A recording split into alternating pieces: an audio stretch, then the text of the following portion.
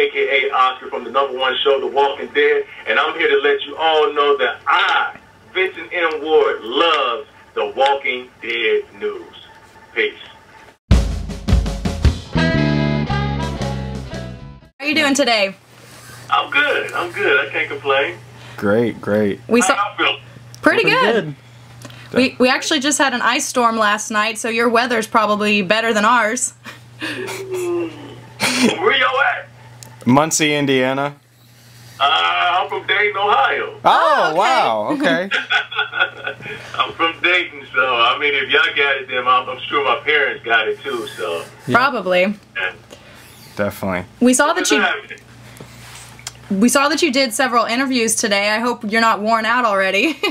Nah, I can never get enough of this. To me, this is part of the craft. This is part of the blessing. This is part of your job. So Definitely. you know, when people talk about they don't want to sign autographs or take pictures, and I'm like, man, why are you in it? Why are you doing this for a living? Then, so I'm honored to be here. Well, thank you so much for taking time to talk to The Walking Dead News. We really appreciate it. No problem. And we're honored for you to, you know, what she said. I guess I'm just being redundant. I just wanted to put the word honored in there, so. It's all good. Well, I just wanted to introduce us. I'm Maggie Houston. And I'm Demetrius Putra. And I'm Thomas Peak. And I'm Vincent M. Ward. Exactly. Well, it's nice to meet you. Likewise. Well, we just wanted to ask you a few questions today. So we don't know how much time you have, but whatever works for us. So. Okay, bro.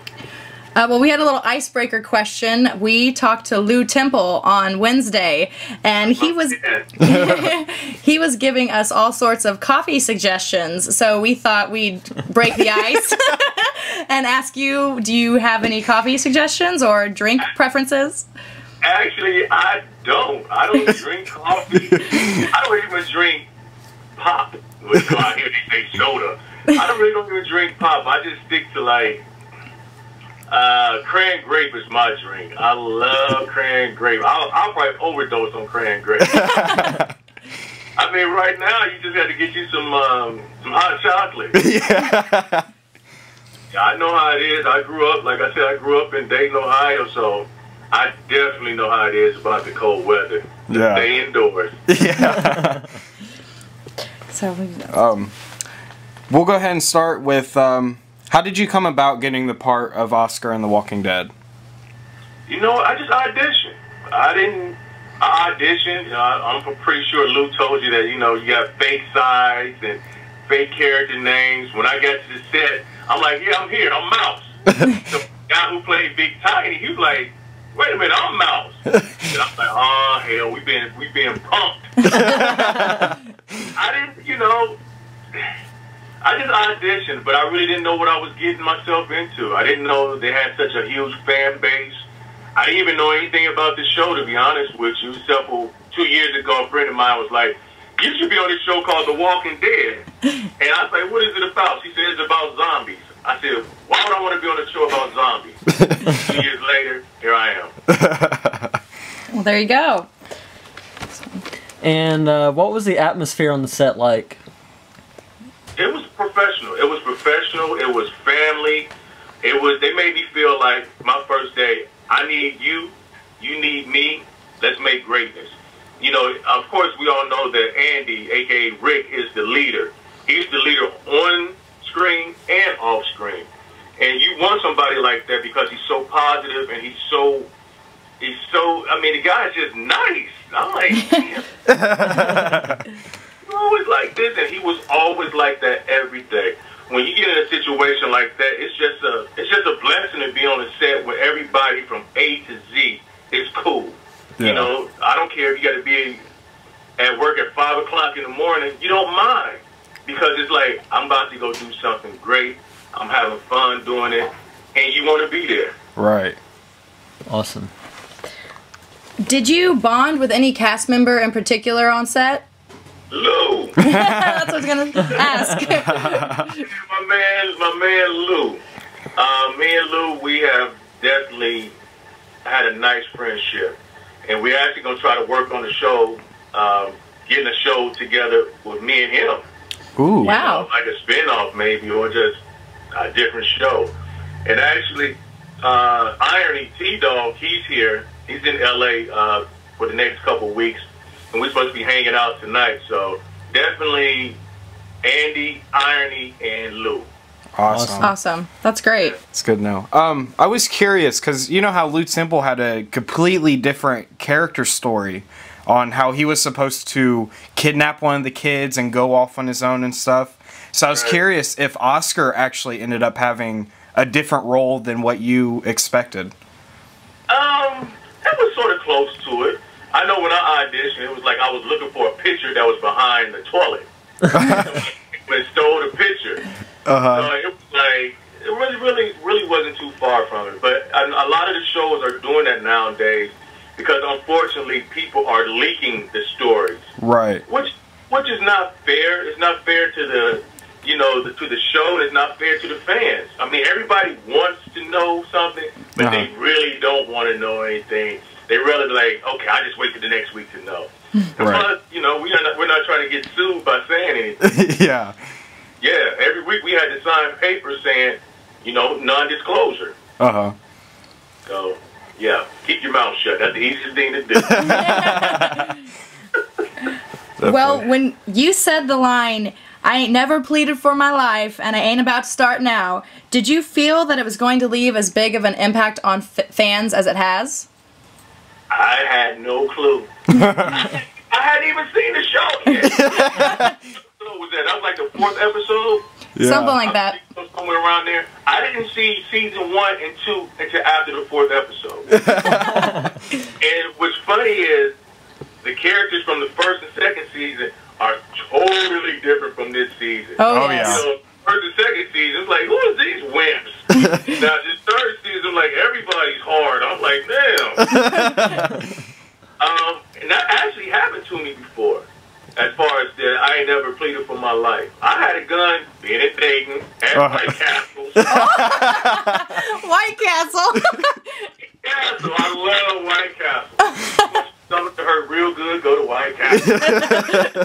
Somebody pulled a gun out on me there, and a friend of mine, well, he wasn't a friend, some guy I went to high school would pull a gun out on me. And honestly, I wasn't scared. It was just like, you're going to do what you're going to do. It wasn't about me being tough or hard or anything like that. It's just like, what can you do? I'm not going to sit here and beg and just watch your face just be happy because I'm begging. Right. So it's like nowadays, I just stick to my... That was years ago when that happened. I was younger or whatnot. But nowadays, you have to be careful what you say to people, how you say it, and because I know I'm guilty of road rage sometimes. Yeah. People out here cannot drive. If it was to ever snow, down. Trust me. So yeah, and something I'm just thinking about off the subject a little bit. I'll be in Greensburg, Indiana. What? Y'all know what Greensburg is? Kind of. Where exactly is it? I have no idea. Oh. If I come to speak to some kids, it's April 2nd, April 1st through the 3rd. Wow, Awesome. that's awesome.